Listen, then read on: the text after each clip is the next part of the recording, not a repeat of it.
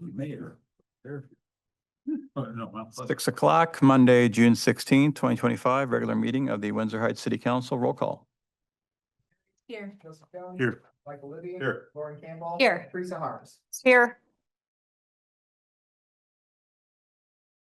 Pledge allegiance To the flag of the United States of America and to the republic for which it stands, one nation, under God, indivisible, with liberty and justice for all. Thank you. Approval of the agenda. So moved. Second. Roll call. Susan Skiris. Yes. Joseph Jones. Yes. Michael Libby. Yes. Lauren Campbell. Yes. Teresa Harms. Yes. Hearing on the proposed plan, specs, form of contract, and estimated total cost for the University Avenue Maintenance Project. Motion? So move. Second. Sorry. Roll call. Skiris. Yes. Joseph Jones. Yes. Michael Libby. Yes. Lauren Campbell. Yes. Teresa Harms. Yes. No comments. Well, The bid came in slightly under. Yes, Justin. Yes, he does have something to say.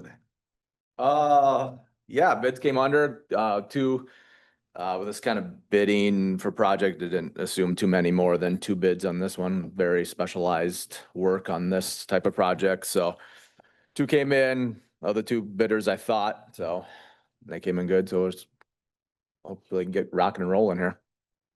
the extent of the work being.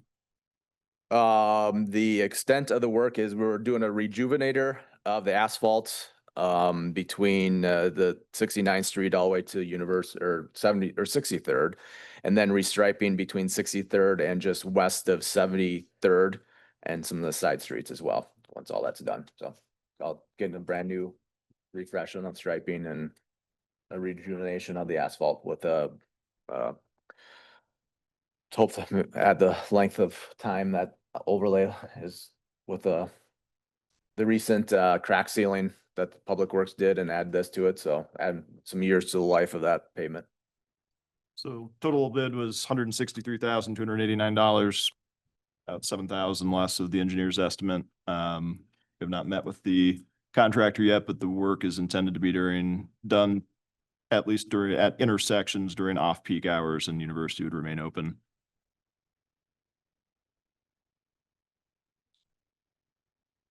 Any questions for Justin? Any public comment?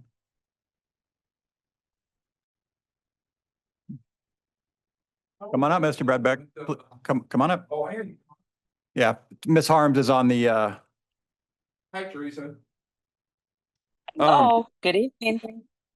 And just for the record, say your name and your address. Oh, my name is Dan Bredbeck and I live at the corner of 64th and the longest parking lot in Windsor Heights, which is University.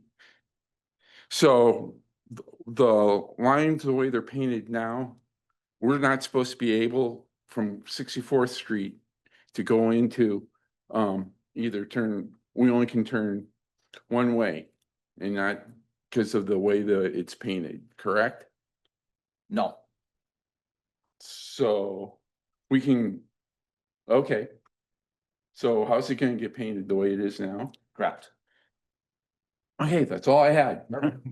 There was some conversation about, due to the traffic with the Windsor potentially creating some conflicts with making a left-bound turn going south off 64th onto University. But the decision was to continue to do left and right traffic off of 64th for at least the time being. So this would just be recreation of what was just done by the Windsor about 3 weeks ago. Okay, because there's 2 yellow lines solid. The turning line, yeah. Yes, and that if that was just not there on the intersection, then I'd say it's okay. It looks like in front of 64th that there's no lines there. Let me see if I can zoom in. Maybe looking at the old aerial. That is, Oh, it is. yes. That's without a building. Well, it's got a big hole where there's a building now, so I figured it was new, but that's not current.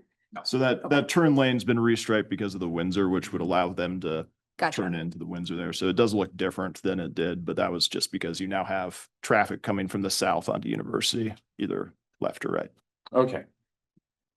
So damn, I don't feel like a lawbreaker now. Still good. You don't know that. Fair. Good. Any other public comment, questions for Justin? Motion to close. Second. Roll call. Susan Skiris. Yes. Joseph Jones. Yes. Michael Libby. Yes. Lauren Campbell. Yes. Teresa Harms. Yes. 2025-54, resolution awarding the University Avenue Maintenance Project to Quality Striping, Inc. Second. Any further discussion? Hearing none, roll call. Susan Skiris. Yes. Joseph Jones. Yes. Michael Libby. Yes. Lauren Campbell. Yes. Teresa Harms. Yes. 4, public hearing on the proposed plan, specs, form of contract, and estimated total cost for the Wilshire Boulevard Storm Sewer Project. Should open up public hearing. Second. Roll call. Susan Skiris. Yes. Joseph Jones. Yes. Michael Libby. Yes. Lauren Campbell. Yes. Teresa Harms. Yes. We got 4 bids on this project, adding storm sewer at the intersection of 73rd Street and Wilshire, removing 2 intakes that are mid-block. Essentially, the 2 existing run side yards, backyards to the south, and then gradually making its way over to the creek. There's a collapse in pipe in the backyards because of the old CMP pipe. We weren't able to televise all the way through, so I don't know exactly where that was. So the nature of where the storm sewer is, difficulty of replacing it. So it was opted just to remove those 2 intakes that are mid-block, and then the water will run towards 73rd Street and get captured there, and then it'll connect to storm sewer on 73rd Street.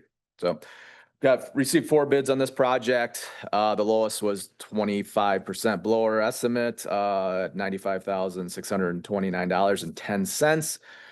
We recommend the approval of that to jet drain service from Ames. So, Of course, the most important part is you bid the project, so that it had to be complete before Fall Festival or after Fall Festival. Nice work. correct. So that is our parade lineup. Yep. So just showing, it says, the construction will be substantially completed by October 31st. So will that cause some issues? Will we be good to go to use Wilshire, or how does that? Or are we kind of doing another, we'll wait and see and make Susan and Lauren come up with like plans A through J to figure out with road I think construction? we went with A through J plan, didn't we? No, we have it in there. These are really, This one's a little different because we have to stagger it. We have to put they can install the new intakes, pour the concrete, and then wait till that cures before they can do removal, because we can't trap people in between.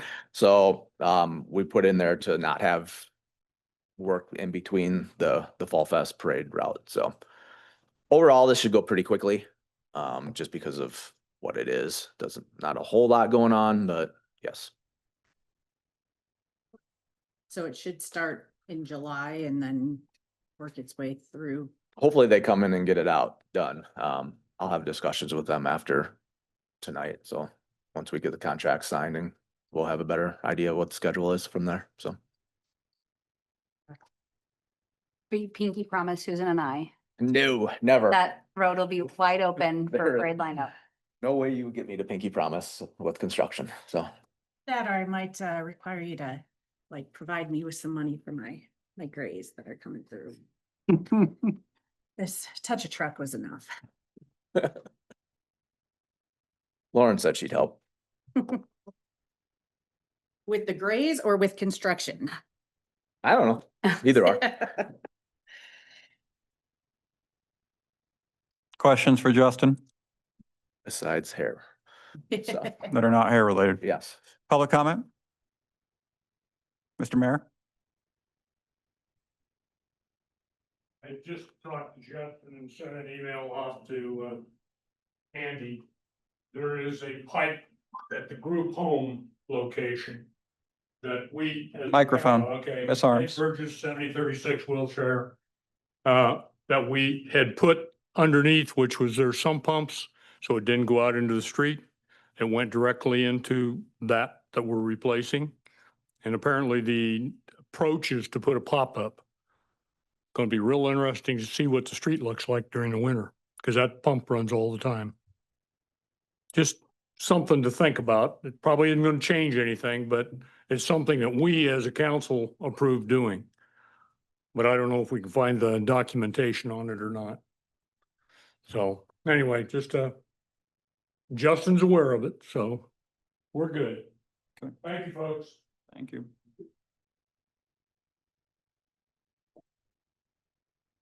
Any other questions, comments? Motion to close? So moved. Roll call? Susan Skiris. Yes. Joseph Jones. Yes. Michael Libby. Yes. Lauren Campbell. Yes. Teresa Harms. Yes. 4A, consideration of resolution number 2025-55, a resolution awarding the Wilshire Boulevard Storm Sewer Project to Jet Drain Service. Second. Any other discussion amongst council? Hearing none, roll call. Susan Skiris. Joseph Jones. Yes. Michael Libby. Yes. Lauren Campbell. Yes. Teresa Harms. Yes.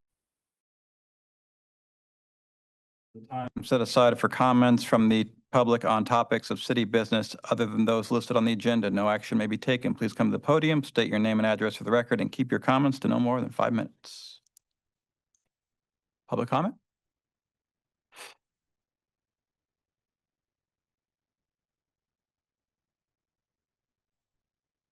Item 6, consent agenda. So moved. Can I just ask to pull C just for discussion? Item 6, less item C. And I don't even think that we have to pull it. I just want to make sure that it's reflected on the notes that there was a discussion about this. Or that, You have questions? Well, just this, which one do you want? Do you want to pull it or you just want to discuss the consent agenda? You want to discuss we can do either want one. to discuss like C. Why don't you just pull it and then I can give the summary of. All right. everything's doing. All right. C. So consent agenda, less item C. Is there a motion for that? So moved. Second. Roll call. Susan Skiris. Yes. Joseph Jones. Yes. Michael Libby. Yes. Lauren Campbell. Yes. Teresa Harms. Yes. Agenda 6C. Just a few comments for council. So this is the renewal of the Thirsty Pig license for Nights in the Heights. I think what they've done intermittently over the years is combination of 14-day permits and 7-day permits, trying to minimize the number of permits that they file for. I did have a couple conversations with Councilmember Scarius as well as the owner of Thirsty Pig. They will be placing signage around the perimeter of the consumption area this year. They've got signs ordered and we previously talked about that. That's their intention. So their consumption area is essentially the grassy area around the pavilion. It does not go into the CEC. It does not go into the playground. It does not go into the splash pad. So there will be some level of signage around the trail to the west, to the north, and then around kind of the borders of the food truck plaza where they serve to the playground. Second, for the times that they have 14-day permits, we've talked through kind of procedurally having an open beer alcohol license out there, even when the event's not going on. They have the option through the state to suspend their beer license, and they do intend to suspend their beer license after the event and then bring it back online for the second Nights in the Heights that would be part of that 14-day permit. So we won't have an open beer license at the park other than those 2 days that there is Nights in the Heights when they have a 14-day permit. That's a good thing. I think it's just a general practice, but also from a liability standpoint for Thirsty Pigs. Did I miss anything? With that explanation, is there a motion for approval? Second. Any further discussion? Hearing none, roll call. Susan Skiris. Yes. Joseph Jones. Yes. Michael Libby. Yes. Lauren Campbell. Yes. Teresa Harms. Yes. Discussion of 73rd Street improvements, Phase 2, preliminary design contract with Bolton and Menk.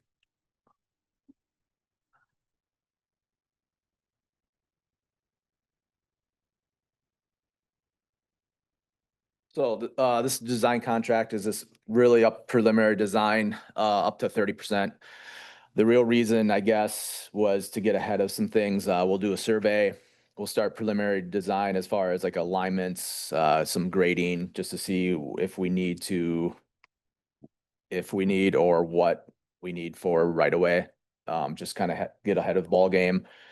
See if we can get some of those surprises out of the way now while we have some time to get to final design. So anything from preliminary, like archaeological research that we need to do because of federal funding anyways. Like I said, right away issues, meet with neighboring agencies, DOT, have some public hearing, not public hearings, but an open house, meet with property owners, that sort of stuff to kind of discuss the plan to get ahead of hopefully people talk to us and say some of their issues and not wait till the last minute, which we're trying to avoid here. But the main thing is to kind of get ahead of the final design and get some real cost estimates better honed down so we know where we're at. And like I said, just further discussions as the time comes along for final design. So. Yeah, just echo, I think that'll help us in the budgeting process. It'll also help us frame up any future asks to the DOT or federal grants that come along, being able to share additional design costs, safety protocol. And what is the cost? Or what are we thinking that this cost will be? I know it's like 30%, but. Oh, for the design services? Yeah. We're just going up to 300,000. So we'll do as much as we can and hit that point and stop. I don't want to go too far because then we get in issues of design changes might change, whether specifications from the DOT or the federal government. So we're kind of taken to a spot where we can let it sit. We have enough information to get us going. Like I said, I don't want to go too far and then all things change on us and we're scrambling around where we're just the nitty gritty grades and things like that shouldn't change. We won't do a traffic study. We'll wait until probably later on to do that while all the other roads are updated and whatnot. So really just get some buy-in from DOT, talk to them. Railroad obviously takes a long time. So starting those conversations now rather than a few years from now. So. And where are we taking this money from then? What? General fund or are we? We'll use potentially a combination of the 73rd Street bonding capacity that we've already utilized. So we went out for bond for 73rd Street North. Combination, it's also listed in our urban renewal plan. Road use tax is also potential use, but if the funds are available, I'd expect that we'll use the funds remaining from 73rd Street North construction.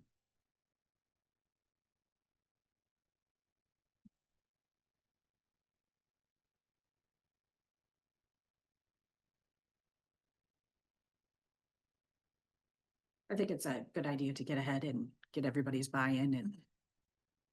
When is this is a discussion. When are you asking for this to happen?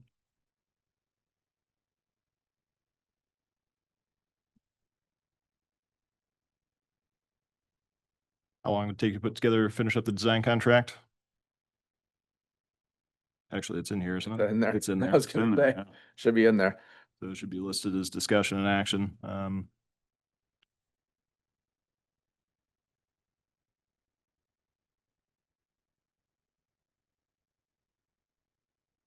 Do we have to bring this back again? It'll be back on your consent agenda next council meeting then.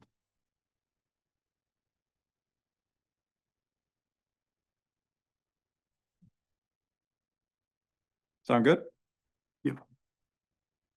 Okay. 7B, consideration of approval to release tree removal request for proposals. So moved. AJ. Sure, just like to share, we're aware that removal of very large trees is an expensive endeavor. It's something that many residents have to plan for. We've tried to be very proactive in our communication starting last fall. Nate and I have been working on a list of large trees that present a potential hazard to not only the homeowner, but also potentially neighboring homes as well. in the wake of the tornado and the derecho last year. We saw some home damage, and we've seen continuation of the ash borer kill a lot of large established ash, as well as some other tree diseases out there. Particularly on the east side of town, we've noticed a lot of very large dead trees. And so a series of letters have gone out.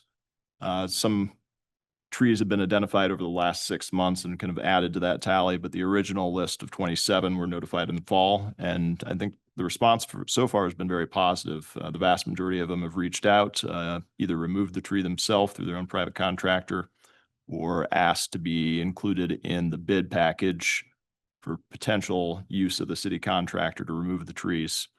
There's also a few city trees that we have on this list. On 64th Street, there's 7 large ash. We'll be having an arborist look at those and assess whether they can be treated again. The last treatment, I believe, was 4 years ago on those, or they would need to, or some combination of them might need to come down. We also have a large pine tree on the city property on 65th Street, 1151 65th. Does not appear to be in good shape. So there's still a number of trees that will need to be removed. The list that's included in this draft RFP isn't intended to be final.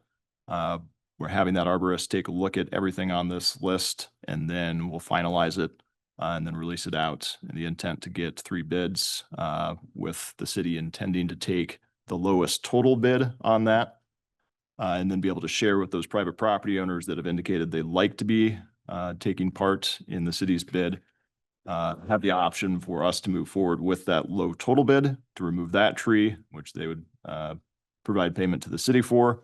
Or in a couple of instances, if we continue to not hear a response from residents that have a large tree that from a staff perspective look like they could be a hazard at this point, that tree would be removed by the city's contractor, and the property owner would be special assessed the cost of that removal. So you'll see some additional procedures and steps over the next couple of council meetings to go through that process for special assessment if we get to that point with those property owners. At this point, there's only 2 down to 4. I think there was just 2 last I saw, that had not responded at all. And then there's a few more that have been added to the list over the last couple of months, which I'd hesitate to say that that's the route that those are going to go. But there are at least the potential for a few folks to be non-responsive. And if the tree is determined to be a hazard by an arborist, then we would intend to move forward with the removal of that. So this will get that process going. Just a few notes on that. They would also be grinding the stumps in all instances, backfilling it, and then any site cleanup and repair. The response bidders are required to be bonded and insured. And we'd have that removal window planned to occur this fall. Happy to answer any questions council might have. Otherwise, if you're supportive, we'll move forward with finalizing our list after the arborist has taken a look at the trees and releasing the RFP and starting to obtain bids. Adam, just a correction on an address, 2015 and 2009, 80th Street, not 90th Street. Thank you. Well, we could move into Clive. I know. And for some of these trees, is fall really the earliest that we can get in to take some of these trees down, or because some of them are not looking too nice, Dead. and one big storm Yeah. could, play the cards for us. I mean, could do it all for us, but do we really? Yeah, I mean, at this point, I think we've got some additional notices that need to go out to the recently identified trees. Aaron, I don't know how long the notification process is to be able to do a special assessment for any folks that are unresponsive. Yeah, we've got a timeline put together that I'll send to you, but it's going to require at least 3 meetings. So there's going to be some time built into that. The ones that the property owners that haven't been notified yet, we will have to make that notice even before we start that process. So it's if it needs to be assessed, that would be the holdup for those particular properties. So if it's, my house and I say, yes, I want to buy in, I want to do this, are we able to start that process earlier, or do we have to wait until the special assessments are done? Or is it kind of at the will of the tree company? I think it's probably going to be a response of the tree company, if they're willing to, I mean, a lot of times they're coming out because they're mobilized, right? So they can give a reduced rate because they're doing multiple at the same time. I suppose if they're willing to come in and do them more piecemeal, that would be an option for those that don't need the assessment process.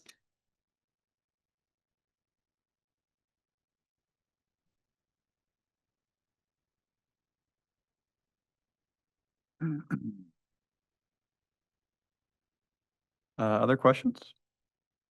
Or discussion?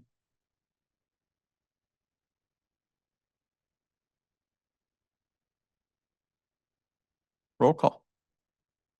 Susan Skiris. Yes. Joseph Jones, Yes. Michael Libby. Yes. Lauren Campbell. Yes. Teresa Harm. Yes. Consideration of action to take on Super Quick Mart tobacco violation. Probably discuss before action. Just some quick background information. Adam Straits put together a staff report, that includes a history of violations, as well as Q&A from the state on what city's options are. Primarily, I think if we have a significant concern about, as a city, the selling of liquor or the selling of tobacco to minors, the most aggressive form of enforcement we can do is to continue to do scheduled buys with minors. That kind of moves any chronic violator down that list. The first time being a fine, the second time being a $1,500 fine or 30-day suspension. The third instance, a $1,500 fine and a 30-day suspension. And Chief, is it the fourth time they officially lose their license, or is there one more step in there? But the more opportunities, I guess, they have to sell to a minor, the quicker they move down that process over the course of years. It continues at the 2-year period for the second violation. It's the 3-year mark for the 3rd-year violation. So staff recommendation is go ahead and approve the tobacco permits that you see on this agenda, and request police continue to enforce the current laws across the city, both from alcohol and tobacco, as they have. Chief, I don't know if you want to talk about the most recent buys that were out there, but they did go throughout the community, did a number of them.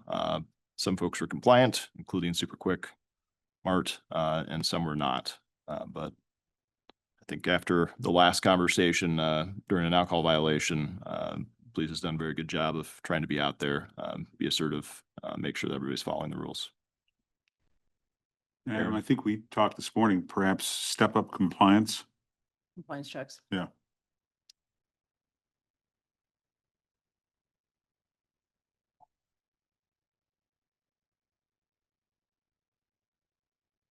I think we have to be mindful of, that we're not just then targeting, right, that creates more work for, if our law enforcement is just constantly doing checks there, I think we probably have to be checking all of the establishments that have license, right?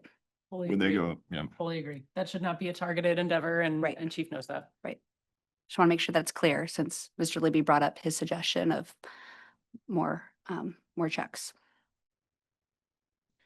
Of course, you probably do check the places where you get a lot of complaints, right? There's just a limited number, we just check them all. I mean, it doesn't take much longer just to do them all when we're doing one, so.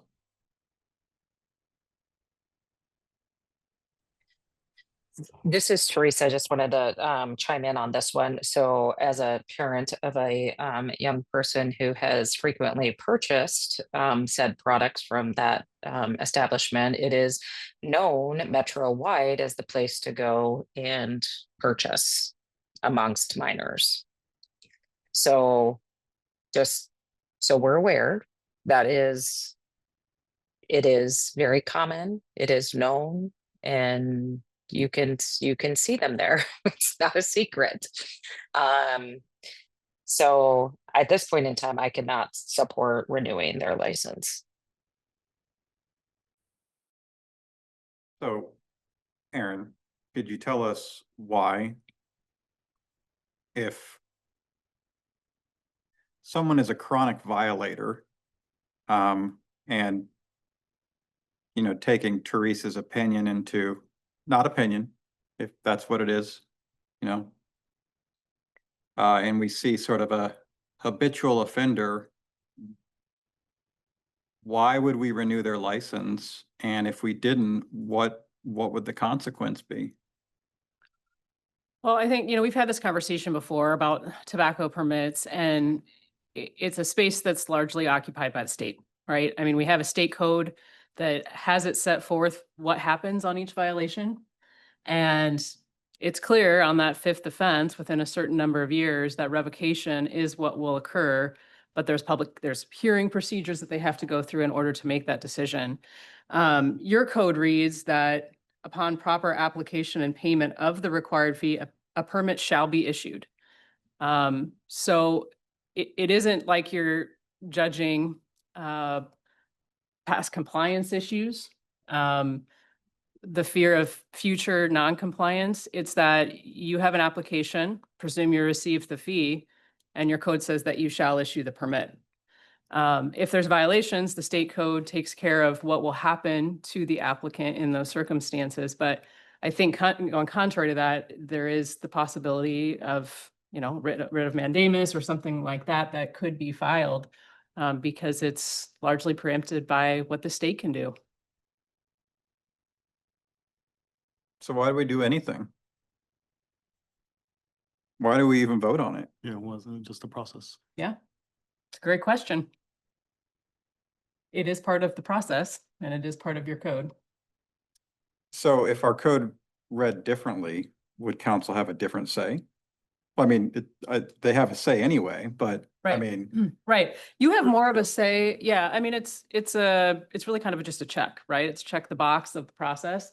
You have more opportunity in a revocation circumstance than you do on a renewal, in my opinion.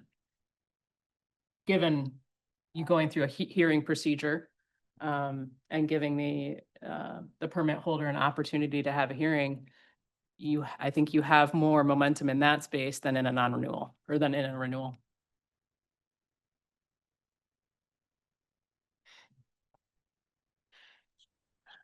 So it sounds like we need to update our code in this area.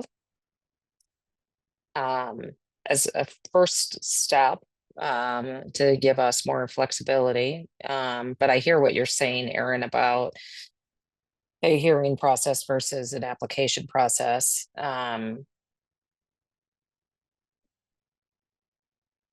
curious if there's how other cities approach this, if they have the shall issue upon, or if anybody does that differently, or what options we have to be consistent with state.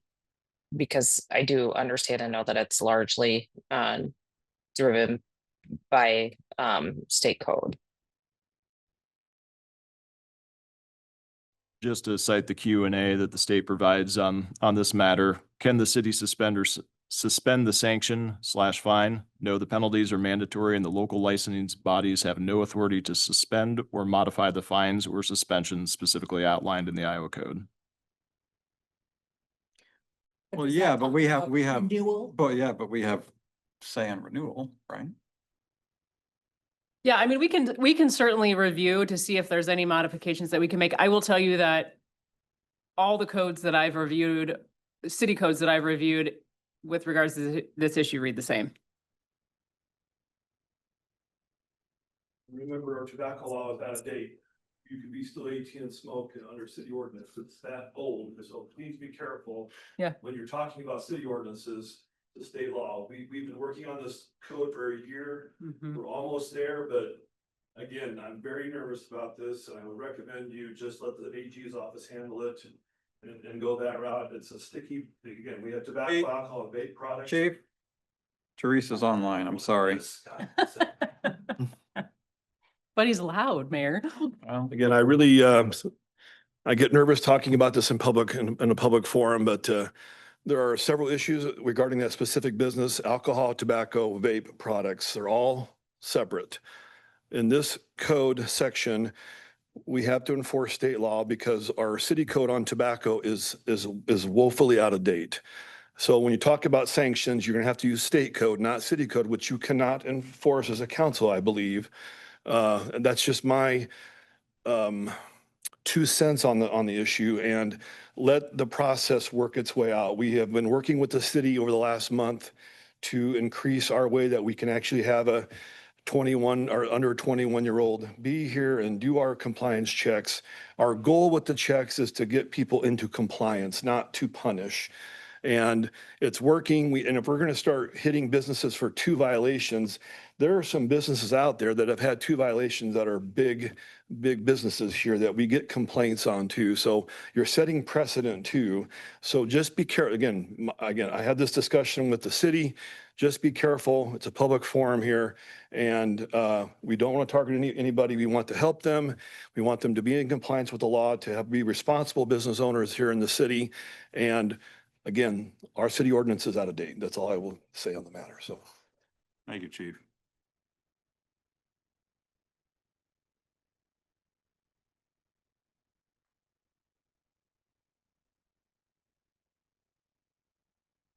All right, well, we have 2 issues before us. I think we're still on C.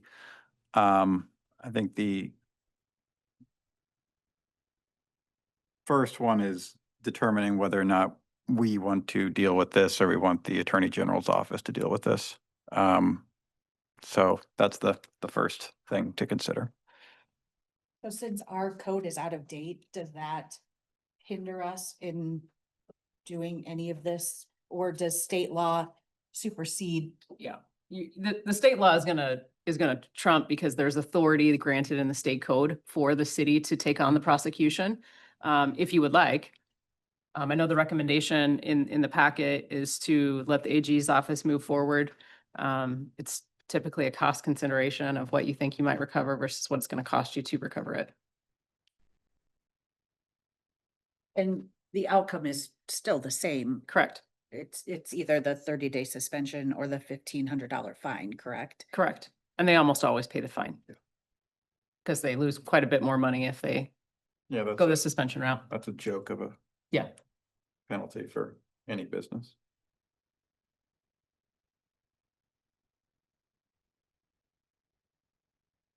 and our state code, if you find, goes back to the state, back to the city. Well, That's how, you know how that works. how about that? So they get the choice either way, if the AG's office or if we do it, the business that committed the offense is the one that gets to pick their punishment. Correct. Nice, huh? Where was that when I was getting in trouble with my mom?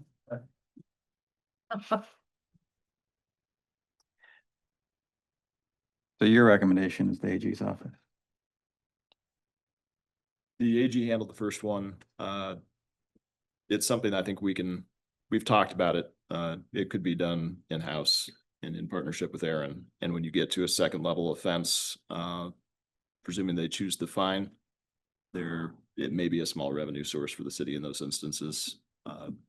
Since we're learning the process again with new staff on our side, our recommendation is to go and let the AG do this one. But going forward, that may not be the recommendation. Okay. On a second level offense, at least. All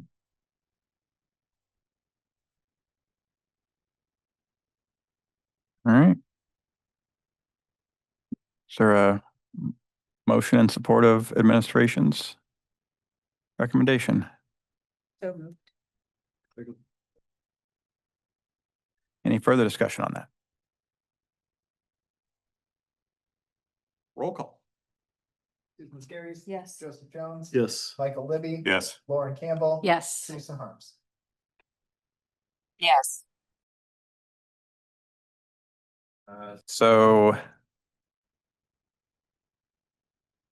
7D,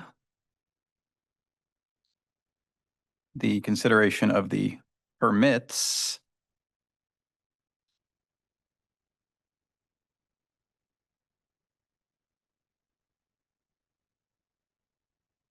Is there further discussion on this? Really wish that there was something that we could do to I mean, vaping is such a problem these days. You know, I sat through a seminar or whatever you want to call it in December about vaping and youngsters and what it's doing to our youth, and how a lot of these places are targeting the younger generation with the vape products. And you know, it's just concerning that businesses have these violations and there's not really much that we can do about it. It seems more like we're just rubber stamping something. And even them being able to choose their punishment, if you want to say that, it's just kind of disheartening. You know, we're supposed to step up and help promote not vaping underage, not, you know, smoking, not drinking underage, and yet our hands here seem to be pretty tied on things, even with multiple violations in a few short years. And as Chief mentioned, there are a couple of establishments now with 2 violations. The 3rd violation does result in a fine plus the 30-day suspension. So there are several businesses that have been non-compliant that could face a suspension if they do not adhere to the law going forward in the next 365 days, depending on when their last violation was. So, what is the moving forward plan? Do we need to update we apparently need to update our tobacco code? Already in the works. Okay. That we can look at some specific language for 12105 of your code, see if we could add additional things. I'm not, to be honest, I'm not sure that there's much that can be done to that code section, but we can sure take a look at it. Okay.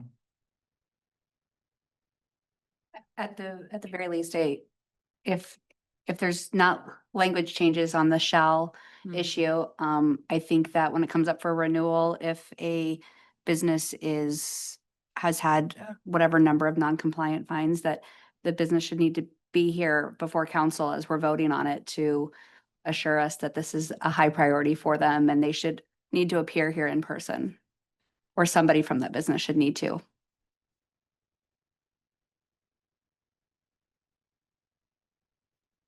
If that's an option, that's not going to result in more headaches for you, Erin. Yep, no, we'll take a look at it.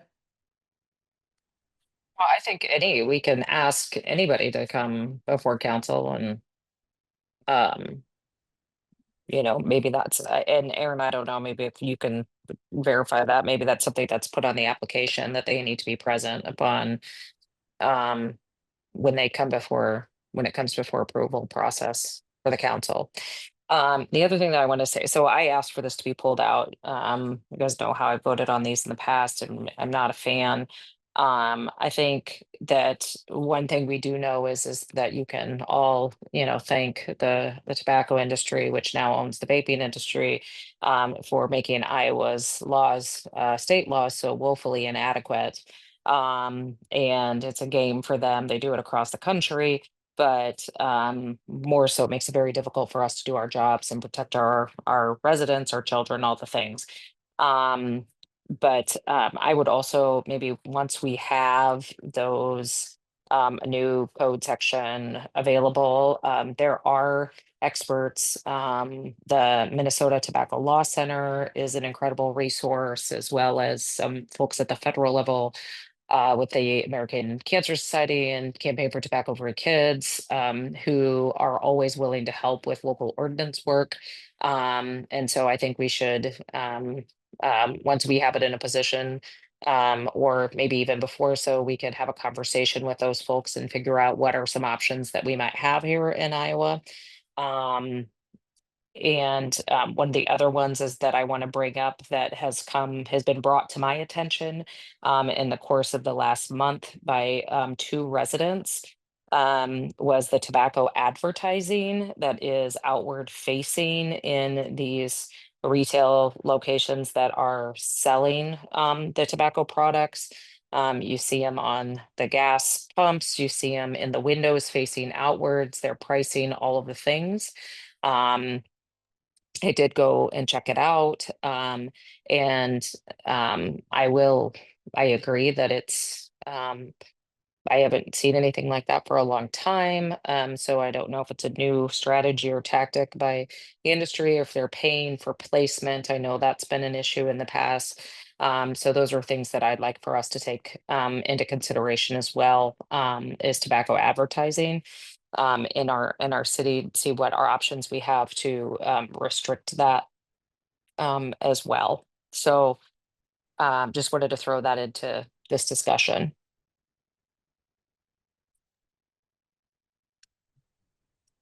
What is the timeline for our grand code update? Adam and I discussed it this morning. His goal is August. I will tell you this fall. I am hoping that it is in front of you and ready to be codified.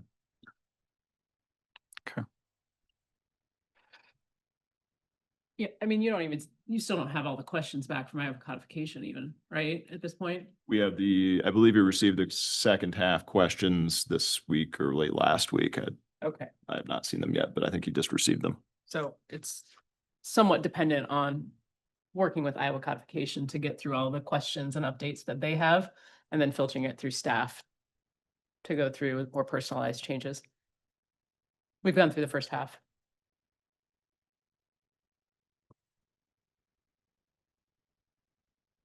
Okay. All right, is there any further discussion? Is there a motion?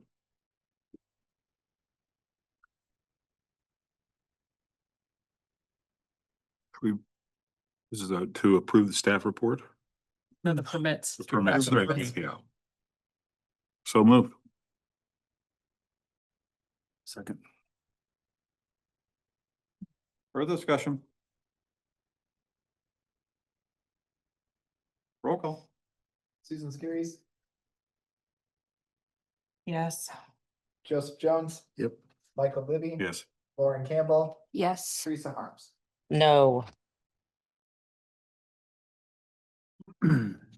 Reports. Ms. Harms? Yes, thank you. A couple of different things that I wanted to share today. Mike and I both were at the MAC annual planning meeting last week. I continue to serve on the communications and legislative committees. I think we have a good plan for those committees moving forward. We're going to be meeting here in the course of the next couple of months to put together plans coming into address them next year. We had a discussion and received information on joint effort to address fireworks, which Mike's got the fireworks report there on the agenda as well. And then we had discussions not only on homelessness, which is an issue that obviously is at the forefront for us in figuring out who we might be able to work with in that space with our property, but then also collaborating on educating on property tax rates. As you all know, the legislature did not address that issue, but we're fully expecting that they're working on that. So we want to make sure that we're ready and prepared with solutions to bring forward and working with the legislature in that space going into the next legislative session. As you probably all know, Waterworks continues to ask for water conservation. Don't water your lawn. Don't waste water in any way possible. They've continued to run the nitrite removal system for almost 60 days now. If anybody has any questions, I know Waterworks is continuing to do things online and social media and whatever to educate folks and let people know to be, utilize conservation practices as much as you can in our water usage right now. And then I also received some questions then over the course of this last month for information on rain barrels and the tree planting or the free trees program. People are asking questions. I directed them to the website. But I'm wondering if I'm able to do some more things, via social media and the newsletter to continue to educate people. I think we've been doing them maybe once or twice a year, but if we could maybe increase that a little bit more to it's clearly people have seen it. Maybe they toss their newsletter after they read it or whatever the case may be. Again, I directed them to the website, but it might be an opportunity to, you know, the more we could do to have people engaged in those programs. I already talked about the tobacco advertising. And then I did hear from some residents on 63rd Street, the current construction that's on the west side, close to the school, about concerns with parking on their lawns. And then accessing. So I will get you addresses specifically and see if we can follow up with those folks to make sure they're being taken care of. So that's all I have. Thank you. Campbell? I attended the Public Safety Committee meeting last week via Zoom. Thanks for making the Zoom link possible. I've got Bravo coming up on Wednesday, special events meeting on Friday. Thank you to Adam, Susan, and Brian from Public Works for their assistance with a resident issue during spring cleanup by Metro Waste on Saturday. That's all I got. Libby? Attended the State of the City event a couple of weeks ago, and the mayor did an excellent job in his presentation.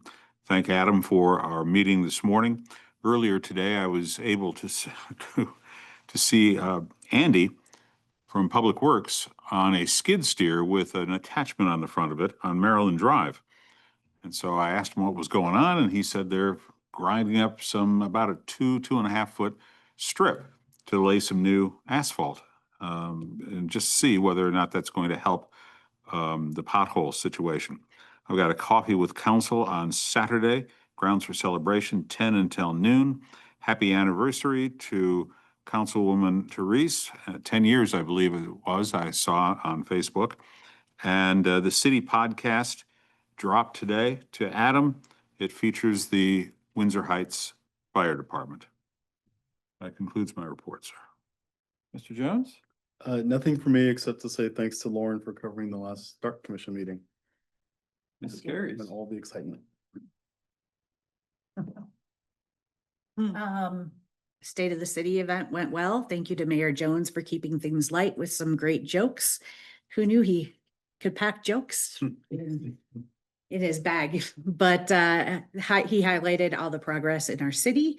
Thanks to the chamber also for hosting the breakfast. Our June movie in the park was a big success. We had about 600 attendees, heard lots of positive feedback after the movie.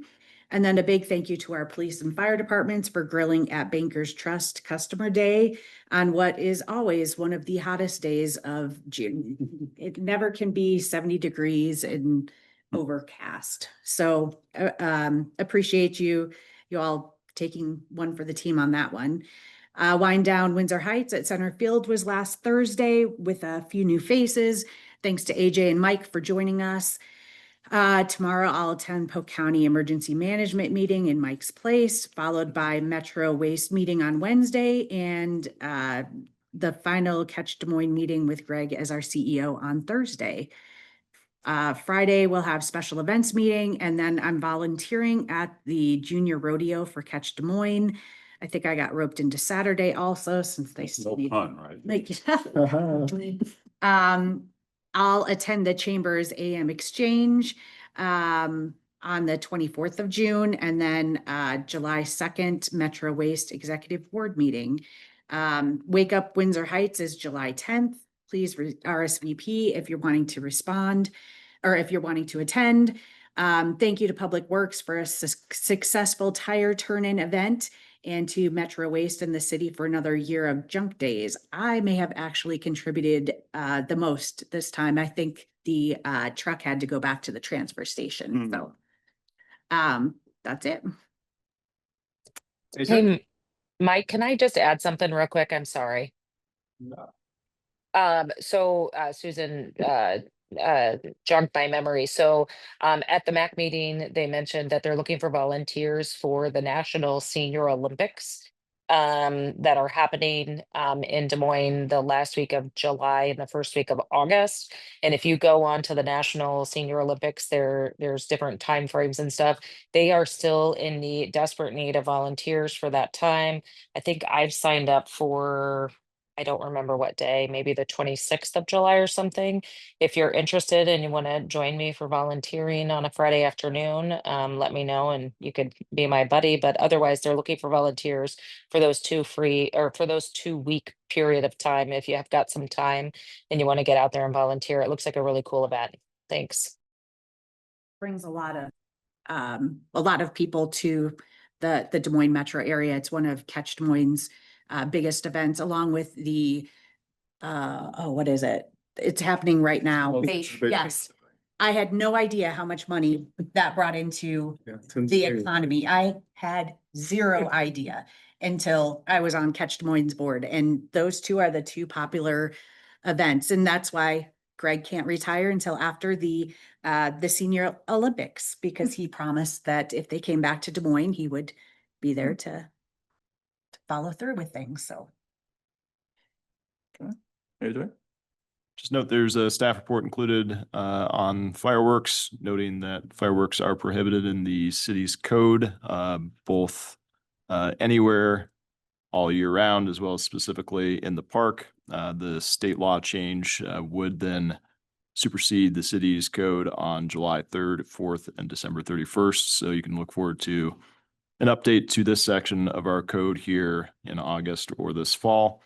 But police is aware of the state law change. We've been answering questions. There's a social media post up today as well, informing people of what they can and cannot do as far as discharging fireworks. And we'll be keeping an eye on Colby Park that night in particular to try to ensure that nothing gets out of hand. Motion to adjourn. So moved. Second. Roll call. Susan Skiris. Yes. Joseph Jones. Yes. Michael Libby. Yes. Lauren Campbell. Yes. Teresa Harms. Yes.